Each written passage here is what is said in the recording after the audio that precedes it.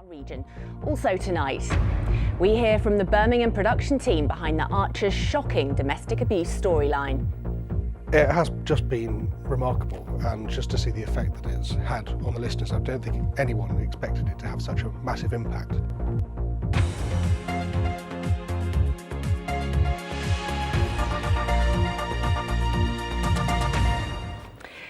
Now, it's a storyline that's gripped millions of fans and helped raise awareness of domestic abuse.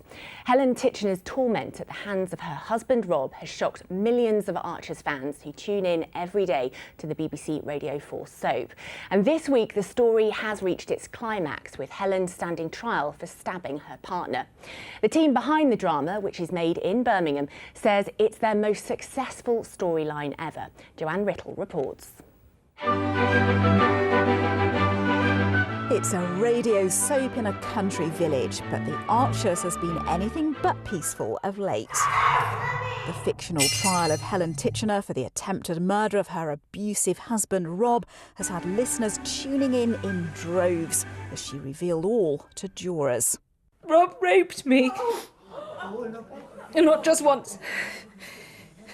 The drama's recorded in Birmingham, and the scriptwriter who created the man fans call Evil Rob showed me the studio kitchen where it all happened. So this is pretty much the spot where Helen stabbed her husband Rob.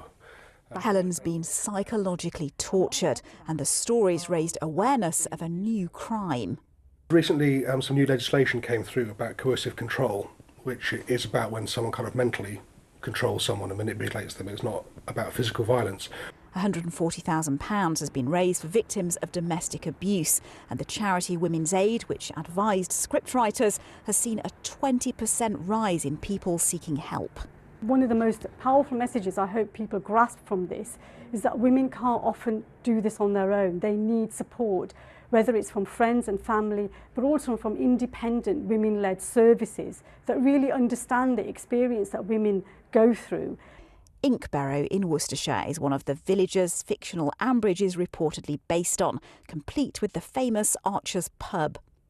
It's very popular, especially with overseas visitors from America, Canada, Australia, New Zealand, and the subject matter has gripped everybody. Christine Michael blogs for the Ambridge Observer. Defendant's mum, Pat Archer. Naturally, we're worried sick for Helen. It's the most dramatic storyline that I've heard in more than 20 years of listening to the Archers, and I think readers to the blog are responding accordingly. I mean, social media has gone mad. The hashtag Free Helen's gone viral, and celebrities have raised mugs of solidarity.